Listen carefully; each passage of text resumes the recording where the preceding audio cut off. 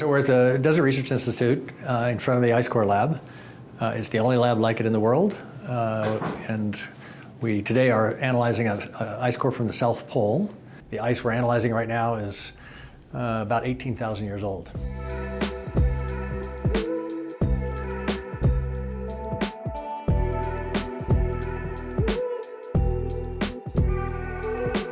So the objective of our research is we do lots of things, and one of the things is to understand human impacts on the environment.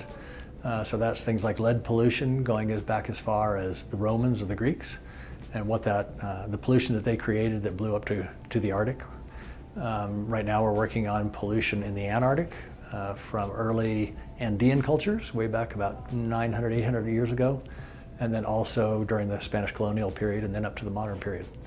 And then another aspect, of course, is the climate impact, or understanding the climate system.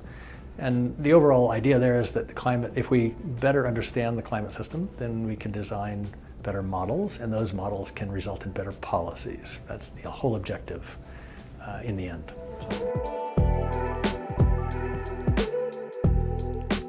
So the ice we're analyzing today is about 18,000 years old from the South Pole. And a few years ago, we published an article on similar measurements in another ice core called the Waist Divide ice core from Antarctica. And in that one, we found this very unusual event.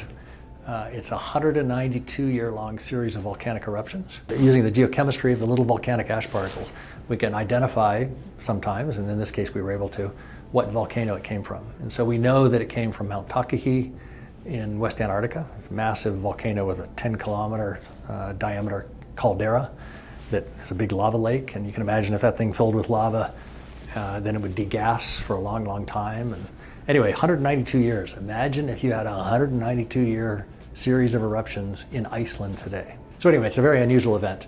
And in this particular case, we're interested in it because we know the volcano, we know some of the things we expect to come from the volcanic emissions, and we can compare this close ice core that I mentioned a little while ago, Waist Divide. We can compare the fallout from the volcano there to the South Pole, which is about 4 times farther away.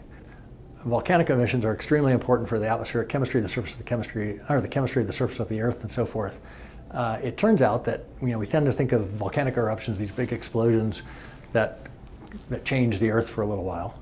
But it turns out that 90% of the emissions from volcanoes are quiescent, meaning they're just happening all the time in the background.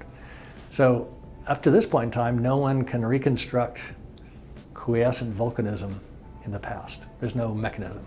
And what we're working on, we hope, is a method, the first time it has ever been done, to estimate or come up with records of quiescent volcanism for a large part of the Earth. So maybe the southern hemisphere, or maybe the mid to high latitudes of the southern hemisphere. So that's our objective. It's a pretty big picture. So, okay, I need to go. Yeah, thanks.